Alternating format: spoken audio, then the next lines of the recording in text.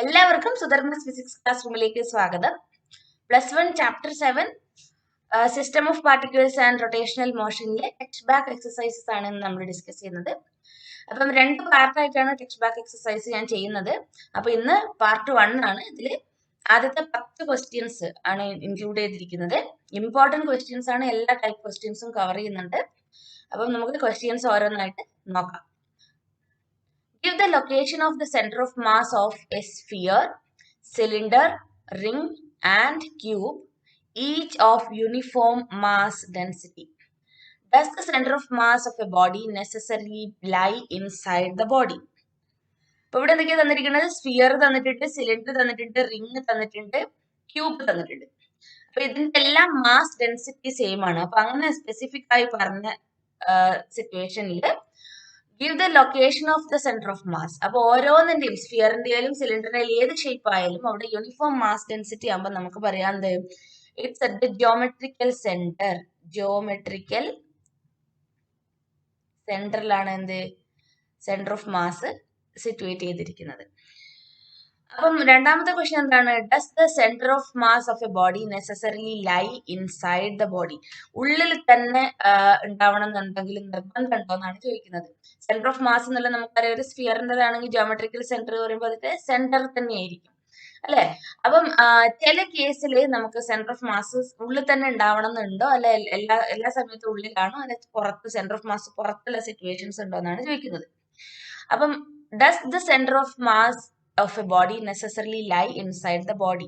No, it is not necessary that the center of mass of a body should lie on the body. And the example പറയാ, in case of a circular ring, right? Circular റിങ്ങിന്റെ case എടുത്തു കഴിഞ്ഞാൽ ഞാനിപ്പോ വരച്ചിരിക്കുന്ന sphere ആണ് വെച്ച് റിങ്ങിന്റെ കേസിൽ അപ്പൊ നിങ്ങൾ ഒരു ബാങ്കിൾ എടുക്കണ പോലെ വിചാരിച്ചോളൂ. അപ്പം അതിന്റെ പുറത്തായിരിക്കും സെന്റർ ഓഫ് മാസ് കിടക്കുന്നത്. അപ്പം എപ്പോഴും അത് ഉള്ളിൽ ആയിരിക്കണമെന്ന് ഒരു നിർബന്ധവും ഇല്ല. Centre of mass can lie outside the body also. രണ്ടാമത്തെ question, in the HCl molecule the separation between the nuclei of the two atoms is about 1.27 angstrom. 1 angstrom is equal to 10⁻⁻10 meters. Find the approximate location of the center of mass of the molecule. Given that the chlorine atom is about 35.5 times as massive as hydrogen atom and nearly all the mass of the atom is concentrated in its nucleus. അപ്പം hydrochloric ആസിഡിന്റെ ഒരു മോളിക്യൂളിന്റെ separation തന്നിട്ടുണ്ട്. എത്രയാണ്? 1.27 angstrom ആണ്. അപ്പൊ hydrochloric ആസിഡിന് നമ്മൾ ഇതും ഈ centre of mass ഒക്കെ ആയിട്ട് എന്താണ് റിലേഷൻ ആയിരിക്കും നിങ്ങൾ കൺസിഡർ ചെയ്യുന്നത്. അപ്പൊ ഇവിടെ നമ്മൾ ഹൈഡ്രജനും ക്ലോറിനും ആണ് ഹൈഡ്രോക്ലോറിക് ആസിഡിൽ ഉള്ളത്.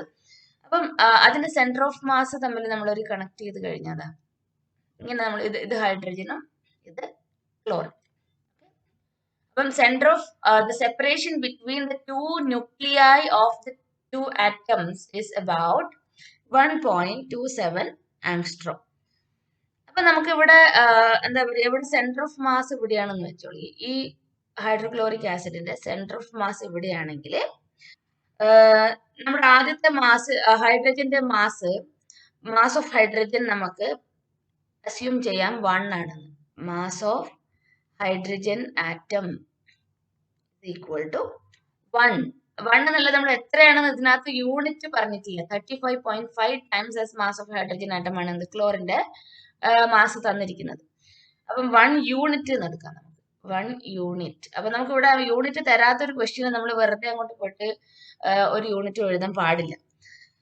അപ്പം ക്ലോറിന്റെ എത്ര വരും? അപ്പം മാസ് ഓഫ് ഹൈഡ്രജൻ്റെത് 1 ആണെങ്കിൽ മാസ് ഓഫ് ക്ലോറിൻ ആറ്റം എത്ര വരും? Equal to 35.5 unit. നമുക്ക് ഇതിനെ M1 എന്നും ഇതിനെ M2 എന്നും എടുക്കാം. പിന്നെ എന്താ തന്നിരിക്കുന്നത്? Find approximate location of the centre of mass of the molecule. പിന്നെ എന്താ തന്നിരിക്കുന്നത്? എല്ലാ മാസും ഇവിടെ കോൺസെൻട്രേറ്റഡ് ഇൻ ദ ന്യൂക്ലിയസ്, അതും തന്നിട്ടുണ്ട്.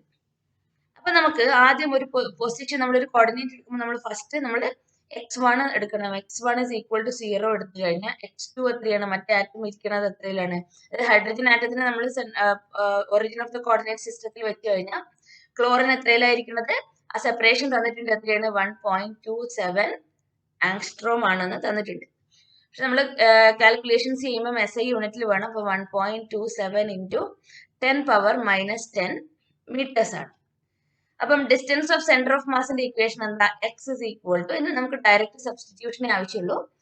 m1 x1 plus m2 x2 divided by m1 plus m2. അപ്പൊ എത്ര കിട്ടും? m1 എത്രയാണ്? 1 യൂണിറ്റ് ആണ്. x1 0. നമ്മൾ എന്താണത്? ഏത് സെന്റർ ഓഫ് മാസിന്റെ ക്വസ്റ്റ്യൻ ചെയ്യുമ്പോൾ നമ്മൾ ഒരു പാർട്ടിക്കിൾ അല്ലെങ്കിൽ ഒരു ഒബ്ജക്റ്റിനെ നമ്മൾ origin of the coordinate system വെച്ച് കഴിഞ്ഞാൽ നമുക്ക് കാൽക്കുലേഷൻസ് ഈസി ആയിരിക്കും. അത് കാരണം ഹൈഡ്രജനെയാണ് നമ്മൾ എന്ത് കോർഡിനേറ്റ് സിസ്റ്റത്തിന്റെ ഒറിജിനിൽ വെച്ചിരിക്കുന്നത്. അപ്പൊ അതിന്റെ എക്സ് കോർഡിനേറ്റ് 0 ആണ്. അപ്പൊ 1 into 0 പ്ലസ് m2 എത്രയാണ്? 35.5 യൂണിറ്റ് ആണ്. Multiplied by x2 1.27 into 10⁻⁻10 the whole divided by m1 plus m2. m1 1, m2 35.5. അപ്പൊ എത്ര കിട്ടും?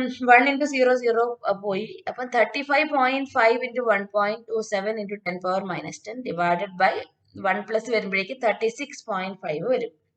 അപ്പൊ ഇത് കാൽക്കുലേറ്റ് ചെയ്തിട്ട് നിങ്ങൾ കാൽക്കുലേറ്റ് ചെയ്യുക. വീഡിയോ പോസ് ചെയ്തിട്ട് കാൽക്കുലേറ്റ് ചെയ്യുക. അങ്ങനെ ചെയ്യുമ്പോൾ നിങ്ങൾക്ക് 1.235 into 10⁻⁻10 മീറ്റേഴ്സ് കിട്ടും. അപ്പൊ ഇവിടെ നിങ്ങൾ ചോദിക്കും മറ്റൊരു യൂണിറ്റ് എടുത്തില്ലേ, എന്നിട്ട് എന്താ ഇവിടെ മീറ്റർ എഴുതുന്നത്? അപ്പൊ ഇവിടെ നോക്കും മേലെയും താഴെ നമുക്ക് സെയിം യൂണിറ്റ് മാസിന്റെ യൂണിറ്റ് അവിടെ ക്യാൻസൽ ആവാണ്. എം എന്നുള്ള ടേമിന്റെ യൂണിറ്റ് അവിടെ ക്യാൻസൽ ആവാണ്. അപ്പം മൊത്തം വരുന്ന ഡിസ്റ്റൻസിന്റെ യൂണിറ്റ് ആണ് മീറ്റേഴ്സ് എന്നുള്ളത്. നമുക്ക് എന്താ എഴുതാം ഇവിടെ? 1.235 ആങ്സ്ട്രോം. അപ്പം ആങ്സ്ട്രോമിലാണ് സെപ്പറേഷൻ തന്നിരിക്കുന്നത്. ന്യൂക്ലിയർ ലെവലിലായത് കാരണമാണ് എന്ത് ആങ്സ്ട്രോമിൽ എക്സ്പ്രസ് ചെയ്യുന്നത്. അപ്പൊ ഫൈനൽ ആൻസർ നമുക്ക് ആങ്സ്ട്രോമിലേക്ക് മാറ്റി എഴുതാം. അടുത്ത question. A child sits stationary at one end of a long trolley, moving uniformly with a speed v on a smooth horizontal floor. If the child gets up and runs about on the trolley in any manner, what is the speed of the center of mass of the system? Centre of mass എന്ന് പറയുന്നത് trolley plus child. അപ്പൊ എന്താണ് situation? ഒരു child ഇതിൽ ട്രോളിയിൽ ഇരിക്കുന്നുണ്ട് അല്ലേ? ഒരു child ഇവിടെ ട്രോളിയിൽ ഇരിക്കുന്നുണ്ട്. ആ കുട്ടി എന്താ ചെയ്യണത്? Child sit stationary at one end of a long trolley moving uniformly with a speed v on a smooth horizontal floor. ഒരു എൻഡിലാണ് ഇരിക്കുന്നത്. If the child gets up and runs about on the trolley in any manner, ഏത് ഡയറക്ഷനിൽ അങ്ങോട്ടും ഇങ്ങോട്ടും ഓടിക്കഴിഞ്ഞാലും what is the speed of the center of mass of the system? ഇവിടെ നമ്മൾ എന്താ കൺസിഡർ ചെയ്യേണ്ടതെന്ന് വെച്ചാൽ ഈ ട്രോളിയും ഈ കുട്ടിയും കൂടിയും സെയിം സിസ്റ്റം ആണ് അല്ലെ? ട്രോളി പ്ലസ് ചൈൽഡ് ആണ് എന്ത് സിസ്റ്റം. അപ്പൊ ഈ കുട്ടി ഇതിനകത്ത് ഓടുന്നുണ്ട് എന്ന് പറഞ്ഞു കഴിഞ്ഞാൽ അത് നമ്മുടെ ഒരു എക്സ്റ്റേണൽ, അതൊരു ഇന്റേണൽ ഫാക്ടർ ആണ് അല്ലെ? ഇന്റേണൽ ഫാക്ടർ ആണെന്ന് പറയാം. അപ്പൊ അങ്ങനെ നമ്മൾ ആൻസർ ചെയ്യാം. The child and the trolley constitute one single system and forces involve in this situation it is purely internal forces. അപ്പൊ എന്താ? എക്സ്റ്റേണൽ ഫോഴ്സ് ഉണ്ടെങ്കിൽ മാത്രമേ നമുക്ക് അവിടെ ചേഞ്ച് ഇൻ മൊമെന്റം ഉണ്ടാവാൻ പറ്റുള്ളൂ. അപ്പം അവിടെ മൊമെന്റം ചേഞ്ച് ആവണമെങ്കിൽ മാത്രമേ എന്താണ് അവിടെ സ്പീഡ് ചേഞ്ച് ആവണുള്ളൂ അല്ലെ? അപ്പൊ നമുക്ക് എന്ത് പറയാം? No change in the velocity of the centre of mass of the system because child plus trolley is single system. പിന്നെ അവിടെ എഴുതേണ്ട ഇമ്പോർട്ടന്റ് ആയിട്ടുള്ള വേർഡാണ് എന്ത്? The force involve are internal forces. Okay, internal force ആണ് അവിടെ ആക്ട് ചെയ്യണത്. External force act ചെയ്യണമെങ്കിൽ മാത്രമേ നമുക്ക് അവിടെ സെന്റർ ഓഫ് മാസിന്റെ വെലോസിറ്റിയിൽ ചേഞ്ച് ഉണ്ടാവുള്ളൂ. അടുത്ത ക്വസ്റ്റ്യൻ. ഷോ ദാറ്റ്, ഇതൊക്കെ ഇമ്പോർട്ടന്റ് ആയിട്ടുള്ള ക്വസ്റ്റ്യൻസ് ആണ് ഈ പ്രൂഫ് ഒക്കെ ഉള്ളത്. Show that the area of the triangle contained between the vectors a and b is 1/2 of the magnitude of a cross b. വെക്ടറിന്റെ dot പ്രോഡക്റ്റും cross പ്രോഡക്റ്റും scalar പ്രോഡക്റ്റും vector പ്രോഡക്റ്റും നമ്മൾക്ക് അറിയാം. അപ്പൊ അത് വെച്ചിട്ടാണ് നമ്മൾ ഇവിടെ പ്രൂവ് ചെയ്യേണ്ടത്. എന്താണ്? Show that area of A triangle contain between the vectors A and B is 1/2 of the magnitude of A cross B. അപ്പൊ നമുക്ക് ഒരു ട്രയാങ്കിൾ നമുക്ക് ഒ പി ക്യൂ എന്ന് എടുക്കാം. O P Q. അപ്പം ഇത് വെക്ടർ എ ആണെന്ന് എടുത്തോളൂ. ഇത് വെക്ടർ എയും ഇത് വെക്ടർ ബിയും. അപ്പം ഇവിടെ എന്താ ചെയ്യേണ്ടത്? ഏരിയ ഓഫ് ദ ട്രയാങ്കിൾ ആണ് കാണേണ്ടത് അല്ലെ? അപ്പം ഈ ആംഗിള് തീറ്റ എടുക്കുക. ഞാൻ പിന്നെ ഈ ക്യൂ എന്നൊരു പെർപെൻഡിക്കുലർ ഡ്രോപ്പ് ചെയ്യുന്നുണ്ട്. അതിനെ നമുക്ക് എൻ എന്ന് വിളിക്കാം. ഓക്കെ. എന്നിട്ട് ഞാൻ ഇതിനെ ഒരു എക്സ്റ്റെൻഡ് ചെയ്ത് പാരലലോഗ്രാം ആക്കുകയാണ്. നമുക്കറിയാം എന്താ എ ക്രോസ് ബി എടുക്കണമെങ്കിൽ നമ്മൾ പ്രൂഫ് ചെയ്യുമ്പോൾ നമ്മൾ പഠിക്കണതാണ്, തിയറി പഠിക്കുമ്പോൾ. അപ്പൊ എന്തൊക്കെയാ ചെയ്തിരിക്കുന്നത്? എ ആണ് എന്ത്? Vector A is O P, vector B is O Q, അതേപോലെ angle P O Q is equal to theta. എന്നിട്ട് നമ്മൾ എന്ത് ചെയ്തു? Parallelogram O P R Q നമ്മൾ കംപ്ലീറ്റ് ചെയ്തു. ഓക്കെ. എന്നിട്ട് നമ്മുടെ അവിടെ ക്യൂ എൻ എന്നുള്ള പെർപെൻഡിക്കുലർ ഡ്രോ ചെയ്തു. ഇനി ഞാൻ എടുക്കാൻ പോണത് triangle O Q N. Diagram വരച്ചിട്ട് തന്നെ എഴുതുക. ട്രയാങ്കിൾ ഒ ക്യൂ എൻ എടുത്തു കഴിഞ്ഞാൽ സൈൻ തീറ്റ എന്താണ്? Sine theta is equal to Q N divided by O Q. അപ്പം ഒ ക്യൂ എന്ന് പറഞ്ഞാൽ എന്താ? ഒ ക്യൂ എന്ന് പറഞ്ഞാൽ നമുക്കറിയാം വെക്ടർ ബി ആണ്. അപ്പം Q N divided by B. Okay. അപ്പൊ നമുക്ക് ക്യൂ എന്നിന്റെ വാല്യൂ എത്ര കിട്ടും? Q N is equal to B sine theta എന്ന് കിട്ടും. ഇനി നമ്മൾ എന്തിനാ ഇത് എടുക്കാൻ പോണത്? നമുക്കറിയാം എ ക്രോസ് ബിന്റെ definition, magnitude of vector A cross B is equal to A B sine theta. നമ്മുടെ വെക്ടർ പ്രോഡക്റ്റിന്റെ ഡെഫിനിഷൻ പ്രകാരം A cross B is equal to A B sine theta ആണ്. അപ്പം എ എന്താണ്? എ എന്ന് പറഞ്ഞാൽ vector O P into B sine theta. B sine തീറ്റയ്ക്ക് പകരം ഞാൻ ക്യൂ എൻ ഇടുകയാണ്. ഓക്കെ. അപ്പം O P into Q N കിട്ടും. O P into Q N. അപ്പം ഇതിന്റെ ഒരു ചെറിയൊരു റീഅറേഞ്ച്മെന്റ്, നമുക്കൊരു പ്രൂഫ് ക്വസ്റ്റ്യൻ ആണ്. അപ്പൊ നമ്മളൊരു ചെറിയൊരു റീഅറേഞ്ച്മെന്റ് ചെയ്യാണ്. O P into Q N. അപ്പൊ അതിന് ഞാൻ വെറുതെ ഒ two into O P into Q N divided by 2. Okay. അപ്പൊ ഇവിടെ എന്താണ്? O P into Q N നമ്മൾ മാറുന്നില്ല, multiply and divide the equation by 2. അപ്പം O P into Q N. O P എന്ന് പറഞ്ഞാൽ എന്താണ്? ഈ ട്രയാങ്കിളിന്റെ ബേസ് ആണ്. ട്രയാങ്കിളിന്റെ ഏരിയ ഓഫ് ട്രയാങ്കിൾ എന്താണ്? Half into base into height. ഇതാണ് എന്ത്? ഏരിയ. അപ്പം ബേസ് എന്നുള്ളത് ഒ പിയും ഹൈറ്റ് എന്നുള്ളത് ക്യൂ എനും ആണ്. അതിന്റെ ഹാഫ് ആണ് അല്ലെ? അപ്പം ഇത്രയും സംഭവം എന്ന് പറയുന്നത് എന്താണ്? ഏരിയ ഓഫ് ട്രയാങ്കിൾ എന്താണ്? Area of triangle O P Q. 2 times area of triangle O P Q. അപ്പൊ നമുക്ക് എന്ത് കിട്ടും? Area of triangle O P Q is equal to, ഈ 2 എന്നുള്ളത് അപ്പുറത്തെ സൈഡിലേക്ക് പോകുമ്പോൾ 1/2 of vector A cross vector B. അപ്പൊ ഇതാണ് എന്ത്? പ്രൂഫ് ചെയ്തിരിക്കുന്നത്. Show that area of the triangle contain between the vectors A and B is 1/2 of the magnitude of A cross. മനസ്സിലായി എന്ന് വിചാരിക്കുന്നു. വീഡിയോ പോസ് ചെയ്ത് സ്ലോ ആയിട്ട് നോക്കി ഡയഗ്രം നോക്കി പഠിക്കുക. ഇമ്പോർട്ടന്റ് പ്രൂഫാണ്. അടുത്തൊരു ക്വസ്റ്റ്യൻ, അടുത്തത് ഒരു പ്രൂഫാണ്. Show that A dot B cross C is equal in magnitude to the volume of the parallelopiped formed on the 3 vectors A B and C. Show that A dot B cross C is equal in magnitude to the volume of the parallelopipe formed on the 3 vectors A, B and C. അപ്പോൾ നമുക്ക് 3 vectors, ഞാൻ ഇവിടെ O എടുക്കുകയാണ് starting. അപ്പോൾ origin of the coordinate സിസ്റ്റത്തിൽ ഇതാണ് ഞാൻ vector A എടുക്കുന്നത്, ഇത് vector B and this is C. അപ്പോൾ ഇതിനെ ഞാൻ എ ബി സി എന്ന് വിളിക്കാം. ഓക്കെ. അപ്പൊ നമുക്ക് എന്താണ് പ്രൂവ് ചെയ്യേണ്ടത്? ഇതിന്റെ വോള്യൂം കണ്ടുപിടിക്കണം. വോള്യൂം കണ്ടുപിടിക്കുമ്പോൾ ഈ A dot B cross C വരണ്ടോന്ന് നമുക്ക് നോക്കാം. അപ്പം നമുക്ക് എന്തൊക്കെ എഴുതാം ഇവിടെ? OA is equal to A, OB is equal to B vector B, and OC is equal to vector C. ഇനി നമ്മുടെ ഡെഫിനിഷൻ പ്രകാരം, നമ്മുടെ ക്രോസ് പ്രോഡക്റ്റിന്റെ ഡെഫിനിഷൻ പ്രകാരം ഇവിടെ തന്നിരിക്കുന്ന ക്രോസ് പ്രോഡക്റ്റ് ഏതാണ്? B cross C. അപ്പം ബി ക്രോസ് സി എന്ന് പറഞ്ഞാൽ എന്താ? B cross C is equal to B C sine theta ആണ്. ആ തീറ്റ എത്രയാണ് വരുന്നത്? ഇവിടെ ബിയും സിയും തമ്മിലുള്ള ആംഗിൾ എത്രയാണ്? 90 degree. 90 degree into vector N. Sine 90 എത്രയാണ്? 1. അപ്പം B C into unit vector N. അപ്പൊ ഈ ബി സി എൻ എന്ന് പറയുന്നത് unit vector along vector A and which is perpendicular to the plane containing B and C. ഇനി നമ്മൾ എന്താ എടുക്കാൻ പോണത്? A dot B cross C. Dot പ്രോഡക്റ്റിന്റെ ഡെഫിനേഷൻ പ്രകാരം നമുക്ക് എന്തറിയാം? A dot B cross C എന്ന് പറഞ്ഞു കഴിഞ്ഞാൽ ഇപ്പൊ ബി ക്രോസ് സി എത്ര കിട്ടി?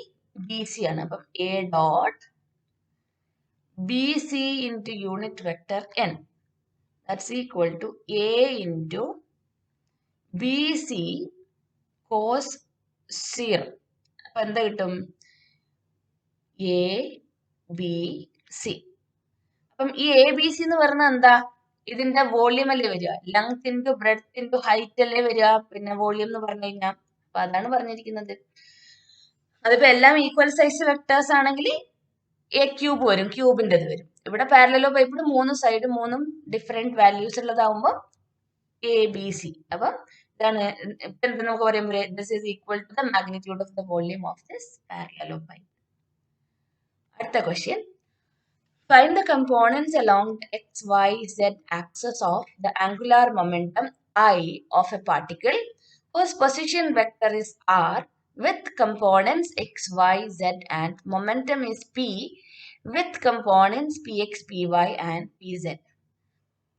Show that if the particle moves only in the xy plane, the angular momentum has only z component. Find the components along the xyz axis of the angular momentum L. Angular momentum L ആദ്യം ഞാൻ വായിച്ചപ്പോൾ E ആയി പോയിട്ടായിരുന്നു. Angular momentum L ആണ്. Whose position vector is R with components X Y Z. അപ്പൊ നമുക്കറിയാം angular momentum L is equal to R cross P. ഇതാണ് നമ്മുടെ ആംഗുലാർ മൊമെന്റത്തിന്റെ ഇക്വേഷൻ. അപ്പൊ പൊസിഷൻ വെക്ടർ ആറിന്റെ കമ്പോണന്റ് എക്സ് വൈ സെഡ് ആണ്. അപ്പൊ നമുക്ക് വെക്ടർ ആർ എങ്ങനെ എഴുതാൻ പറ്റും? Vector R is equal to X I plus Y J plus Z K. അതേപോലെ പി എക്സ് പിന്റെ കമ്പോണൻസ് എങ്ങനെ എഴുതാൻ പറ്റും? Momentum vector P is equal to P X ആണ് തന്നിട്ടുണ്ട്, P X P Y P Z ആണ് തന്നിട്ടുണ്ട്. അപ്പൊ P X I plus P Y J plus P Z K. ഇനി നമുക്ക് എന്താണ് കാണേണ്ടത്? Angular momentum L is equal to R cross P. A cross B കാണാനുള്ള നമ്മുടെ ഈസി മെത്തേഡാണ് എന്ത്? ഡിറ്റർമിനൻസ് വെച്ചിട്ടുള്ള മെത്തേഡ്. നോക്കിക്കോളൂ, ഈസി മെത്തേഡാണ്. I J K. ഇത് അറിയാത്തവർക്ക് വേണ്ടിയിട്ടാണ്. അറിയണവർക്ക് അറിയാം ഇത് എത്ര ഈസി ആണെന്നുള്ളത്. ഐ ജെ കെ നമ്മുടെ ആർ ക്രോസ് പി ആണ്. ഓക്കെ, വെക്ടർ പ്രോഡക്റ്റ് ആണ്, ആർ ക്രോസ് പി ആണ്. അപ്പൊ ആറിന്റെ കമ്പോണൻസ് ഏതൊക്കെയാണ് നമ്മൾ എഴുതാൻ പോണത്? X Y Z. അപ്പൊ പിൻ്റെത് P X P Y P Z. ഇനി ഇത് എങ്ങനെ എഴുതും? നമ്മൾ ആദ്യം ഐ വെക്ടർ എഴുതുക, ഐ മൾട്ടിപ്ലൈഡ് ബൈ. എന്നിട്ട് നമ്മൾ ഈ ഐയും ഐ ഉള്ള റോയും കോളും നമ്മൾ ഒഴിവാക്കിയിട്ട് Y P Z minus Z P Y. അങ്ങനെയാണ് നമ്മൾ ചെയ്യുന്നത്. ഞാൻ കാണിച്ചു തരാം. Y P Z minus Z P Y. ഇനി അടുത്ത കമ്പോണന്റ് എഴുതുമ്പോൾ മൈനസ് സൈൻ ഇടും. Minus J into. അപ്പൊ എന്ത് ചെയ്യണം? ജെ വരുന്ന റോയും കോളും ഒഴിവാക്കുക.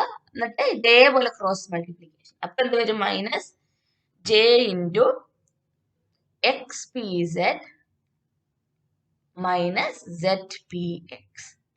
പിന്നെ അടുത്തത് വരുമ്പോ പ്ലസ് കെ ഇൻറ്റു കെന്റെ റോയും കോളും ഒഴിവാക്കി X P Y minus Z P X. അപ്പൊ ഇതിന് നമ്മൾ ഇവിടെ ഒരു മൈനസ് സൈൻ വരുന്നുണ്ട്. അപ്പൊ നമുക്ക് ഞാൻ ഒന്നുകൂടി റീഅറേഞ്ച് ചെയ്യാണ്, എല്ലാം പ്ലസ് സൈൻ ആക്കി നമുക്ക് കമ്പയർ ചെയ്യാൻ വേണ്ടിയിട്ടാണ്. I into Y P Z minus Z P Y plus J into ഇത് മൈനസിനെ മാറ്റുമ്പോഴേക്ക് ഇവിടെ എന്ത് വരും, Z P X minus X P Z plus K into X P Y minus Z P X. അപ്പം ഇതാണ് എന്ത് ജനറൽ ആയിട്ടുള്ള ഒരു ഫോർമുലയാണ് ഇത് വരുന്നത്. അപ്പം നമ്മൾ എൽ ആണ് എന്ത് ഇത് എൽ ആണ് ഈ തന്നിരിക്കുന്നത്. അതായത് L X I plus L Y J plus L Z K ആണ് എന്ത് ഈ കണ്ടുപിടിച്ചിരിക്കുന്നത്. ഇപ്പൊ ലെഫ്റ്റ് ഹാൻഡ് സൈഡും റൈറ്റ് ഹാൻഡ് സൈഡും കമ്പയർ ചെയ്യുമ്പോൾ നമുക്ക് എന്ത് കിട്ടും, L X is equal to Y P Z minus Z P Y. അതേപോലെ L Y is equal to Z P X minus X P Y. ഇതിവിടെ കമ്പയർ ചെയ്യാണ് ഐന്റെയും ജെന്റെയും കെന്റെയും കറസ്പോണ്ടിങ് ആയിട്ടുള്ള വാല്യൂസ്. അപ്പം L Z is equal to L Z എത്ര വരും, X P Y minus Y P. അപ്പൊ ഇത്രയും നമ്മൾ ചെയ്തു. അപ്പൊ ഇത് കമ്പോണന്റ് കണ്ടുപിടിച്ചു. ഇനി എന്താ ചോദിക്കുന്നത്, show that if the particle moves only in the xy plane, the angular momentum has only a z component. Show that if the particle moves only in the xy plane, the angular momentum has only a z component. xy plane ല് മാത്രം move ചെയ്യുകയാണെങ്കിൽ എന്ത് പറ്റും, question B ആണ്, എന്ത് പറ്റും, z is equal to 0 ആണ്.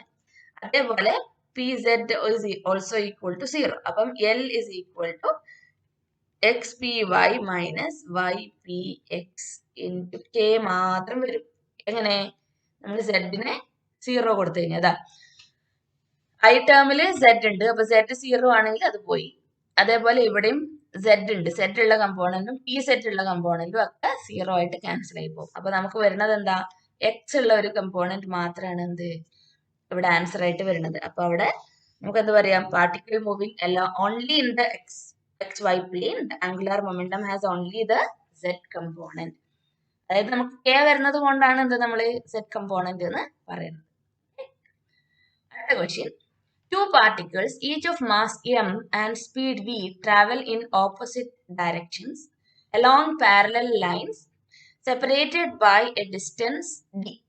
Show that the angular momentum of the vector of the two particle system is the same whatever be the point about which the angular momentum is taken. Two particles each of mass m and speed v. അപ്പൊ നമുക്ക് രണ്ട് പാർട്ടിക്കിളിന്റെ mass, രണ്ട് particle m ആണെന്ന് എടുക്കാം, അതിന്റെ mass m ആണ്, and speed v travel in opposite direction. അപ്പൊ ആദ്യത്തത് ഇങ്ങോട്ടാ പോകുന്നെങ്കിൽ രണ്ടാമത്തത് opposite. They are separated by a distance d. Along parallel lines separated by a distance d. അതായത് ഈ മൊത്തം ഡിസ്റ്റൻസ് d ആണ്. അപ്പൊ എന്താ ചെയ്യേണ്ടത്, show that the angular momentum vector of the two particle system is the same what be the point about which the angular momentum is taken. അപ്പം angular momentum നമുക്ക് ഒരു പോയിന്റ് വെച്ച് ആംഗുലർ മൊമെന്റം എടുക്കണം. First ഞാൻ ഒരു point A എടുക്കാം, അപ്പൊ ഇവിടെ ഒരു പോയിന്റ് ബി, അതിന്റെ സെന്ററിൽ ഒരു പോയിന്റ് സി. അപ്പം 3 ദിക്കിൽ നമ്മൾ എടുത്തിട്ട് വാല്യൂ കണ്ടുപിടിച്ചു കഴിഞ്ഞാൽ നമുക്ക് എല്ലാം സെയിം ആണ് കിട്ടണമെങ്കിൽ എന്ത് പറ്റും, എവിടെ നിന്ന് എടുത്തു കഴിഞ്ഞാലും ആംഗുലർ മൊമെന്റം സെയിം ആണെന്ന് നമുക്ക് പറയാൻ പറ്റും. അതേപോലെ മുകളിൽ നിന്ന് ഇങ്ങോട്ടുള്ള ഡിസ്റ്റൻസ്, ഇത് ടോട്ടൽ ഡിസ്റ്റൻസ് എത്രയാണ്, ഈ മൊത്തമുള്ള ഡിസ്റ്റൻസ് എത്രയാണ്, രണ്ടും തമ്മിലുള്ള ഡിസ്റ്റൻസ് ഡി ആണ് പാരലൽ ആയിട്ട് മൂവ് ചെയ്യുമ്പോൾ. ഈ ബി എന്ന് സിയിലേക്കുള്ള ഡിസ്റ്റൻസ് ഞാൻ വൈ എന്ന് എടുത്തു കഴിഞ്ഞാൽ അപ്പൊ ഇവിടെ ഡി മൈനസ് വൈ ആയിരിക്കും എന്ത് ഡിസ്റ്റൻസ്. അപ്പം angular momentum about A is equal to m v into 0 plus m v into d കിട്ടും. അപ്പം അബൌട്ട് എ എന്ന് പറഞ്ഞാൽ ഇവിടെയല്ലേ എക്സ് എന്താണ്, അവിടെ അതിന്റെ 0 ആയിട്ട് വരും. പിന്നെ വരുന്നത് മൊത്തം ഡിസ്റ്റൻസ്, അപ്പം എത്ര കിട്ടും ഇവിടെ, എം വി ഇൻറ്റു ഡി എന്ന് കിട്ടും.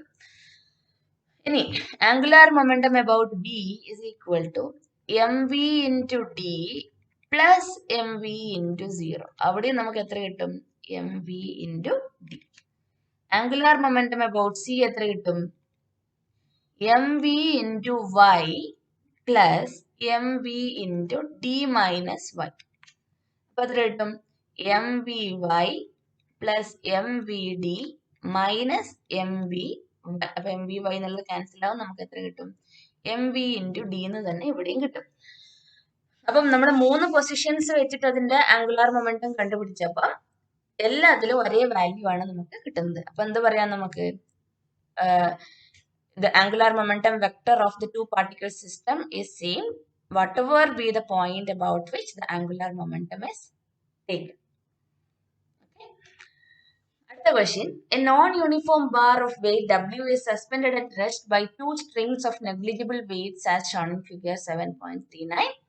The angles made by the strings with the vertical are 36.9 degree and 53.1 degree respectively. The bar is 2 meters long. Calculate the distance d of the center of gravity of the bar from its left end.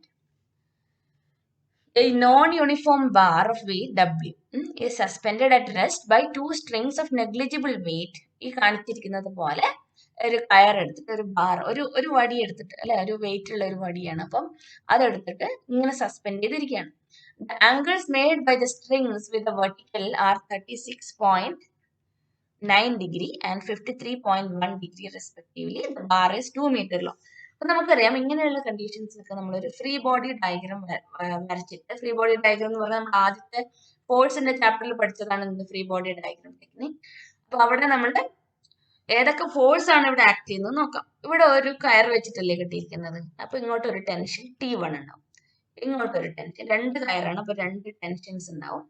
അതേപോലെ ഇത് θ1 ഇത് θ2 എടുക്കും. എന്നിട്ട് wait ഇവിടെ കാണിച്ചിട്ടുണ്ട്. Wait എങ്ങോട്ടാണ്? Wait താഴോട്ടാണ്. അപ്പൊ ഇതിനെ നമ്മൾ വെക്ടർ റിസോൾവ് ചെയ്ത് കഴിഞ്ഞാൽ ഇത് നമുക്ക് എന്ത് എഴുതാൻ പറ്റും? T1 cos θ1 ഇത് എത്ര വരും? ഇത് കമ്പോണന്റ്, ടെൻഷന്റെ കമ്പോണന്റ് ആണ്. ഇപ്പൊ T2 cos θ2.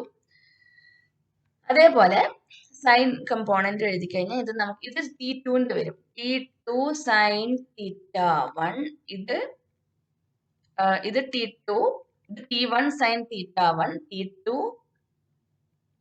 sin θ2. ഓക്കെ. അപ്പൊ W ആണ് എന്ത്? അതിന്റെ ടോട്ടൽ വെയിറ്റ്. അപ്പൊ നമുക്ക് എന്തൊക്കെയുണ്ട്? θ1 is equal to, നമുക്ക് ഡാറ്റ എഴുതാം. θ1 is equal to 36.9 degree, θ2 is equal to 53.1 degree. അപ്പൊ നമുക്ക് കാൽക്കുലേറ്റ് ചെയ്യേണ്ടത് ഈ D ആണ് കാൽക്കുലേറ്റ് ചെയ്യേണ്ടത്. Calculate the distance D of the centre of gravity of the bar from it's left end. അതായത് ഈ ലെഫ്റ്റ് എൻഡ്, ബാറിന്റെ ലെഫ്റ്റ് എൻഡ് എന്നുള്ള ഡിസ്റ്റൻസ് ആണ്, സെന്റർ ഓഫ് ഗ്രാവിറ്റിയിലേക്കുള്ള ഡിസ്റ്റൻസ് ആണ് കാൽക്കുലേറ്റ് ചെയ്തത്. അപ്പൊ T1 ഉം T2 ആണ് എന്ത്? ടെൻഷൻസ്, ആ സ്ട്രിങ്സിലുള്ള ടെൻഷൻസ്. അപ്പം ഇക്വിലിബ്രിയം കണ്ടീഷന് വേണ്ടിയിട്ട്, ഹൊറിസോണ്ടൽ ഡയറക്ഷനിലുള്ള ഇക്വിലിബ്രിയം കണ്ടീഷന് വേണ്ടിയിട്ട് നമുക്ക് എന്ത് പറയാൻ പറ്റും? T1 sin θ1 is equal to T2 sin θ2. അപ്പൊ നമുക്ക് ഇവിടെ T1 by T2 കിട്ടും. T1 by T2 is equal to sin θ2 divided by sin θ1. അപ്പൊ എത്രയാണ്? sin θ2. θ2 is 53.1 divided by sin of 36.9. Log table വെച്ചിട്ട് നിങ്ങളുടെ സൈനിന്റെ വാല്യൂ കണ്ടുപിടിക്കുക. അപ്പൊ ഈ വാല്യൂ കണ്ടുപിടിച്ച് എഴുതുമ്പോൾ നിങ്ങൾക്ക് ഫൈനൽ ആൻസർ ആയിട്ട് വരുന്നത് 1.3523 എന്ന് കിട്ടും. T2 by T1. ഇനി ഈ ഡിസ്റ്റൻസ് നമുക്ക് ഡയഗ്രത്തിൽ, ക്വസ്റ്റ്യൻ ഡയഗ്രത്തിൽ തന്നിട്ടുണ്ട്. എന്ത്? D is the distance of the center of gravity C from the bar, from the left end of the bar എന്ന് തന്നിട്ടുണ്ട്. അപ്പം നമുക്ക് ഇനി ഇത് നമ്മൾ ഹൊറിസോണ്ടൽ ഇക്വിലിബ്രിയത്തിനാണ് എടുത്തിരിക്കുന്നത്. ഇനി റൊട്ടേഷണൽ ഇക്വിലിബ്രിയം, അതിന് വേണ്ടിയിട്ട് അപ്പൊ നമ്മൾ എന്ത് എഴുതണം? For rotational equilibrium,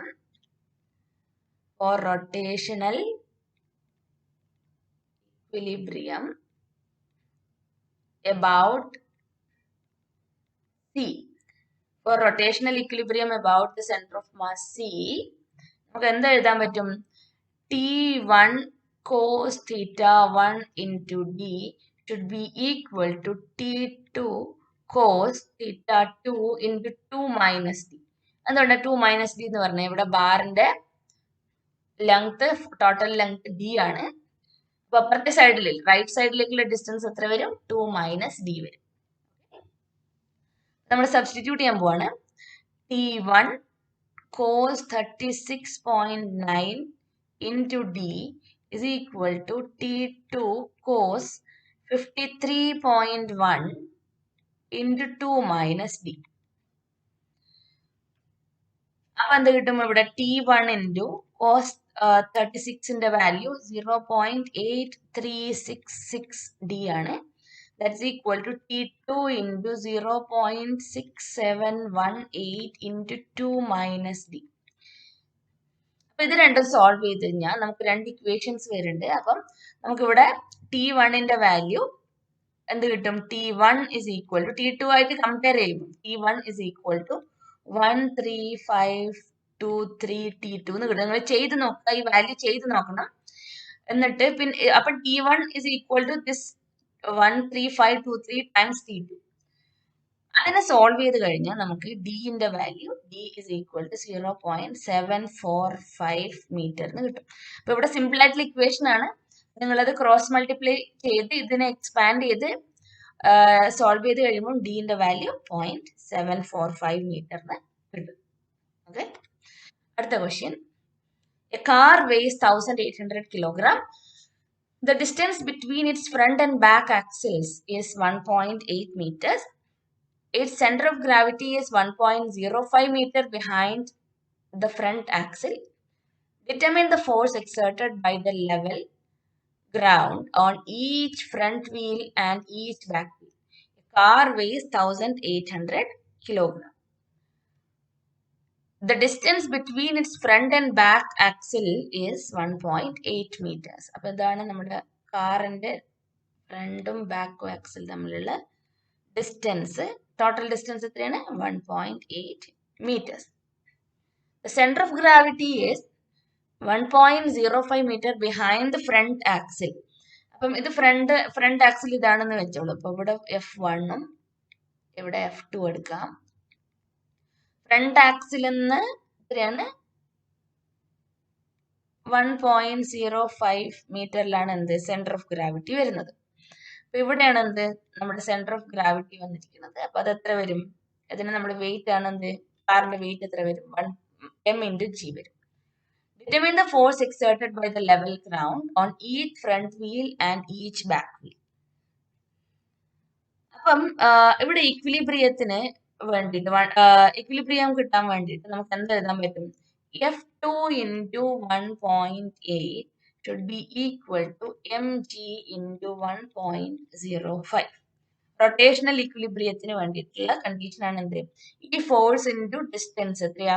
1.8 should be equal to F1 into 1.05. നമുക്ക് എത്ര കിട്ടും? F2 is equal to 1.05. F2 ആണ് കാണുന്നത്. F2 is equal to 1.05 divided by 1.8 into mg. m എത്രയാണ്? 1800. g 9.8. ഇത് ചെയ്ത് കഴിയുമ്പോൾ നിങ്ങൾക്ക് 10290 ന്യൂട്ടൺ എന്ന് കിട്ടും. അങ്ങനെ വാല്യൂ എഴുതി വെക്കരുത്, നിങ്ങൾ കാൽക്കുലേറ്റ് ചെയ്യണം. അപ്പൊ ഇനി ഫോഴ്സ് ഓൺ ഈച്ച് വീൽ എത്ര, force on each back wheel എത്ര കിട്ടും? ഇതിന്റെ ഹാഫ് കിട്ടും അല്ലെ? അപ്പം force on each back wheel, അപ്പൊ ഇത് രണ്ട് വീലിന് കൂടിയിട്ടുള്ളതാണല്ലോ, അത് കാരണമാണ് എന്ത് അതിന്റെ ഹാഫ് വരിക.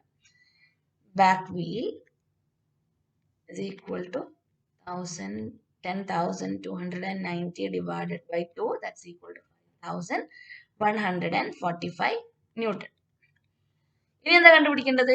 ഫ്രണ്ട് വീലിന്റെ കണ്ടുപിടിക്കണം. ഫ്രണ്ട് വീലിന്റെ കണ്ടുപിടിക്കാൻ rotational equilibrium about the back wheels കണ്ടുപിടിക്കുക. അപ്പൊ എന്ത് കിട്ടും?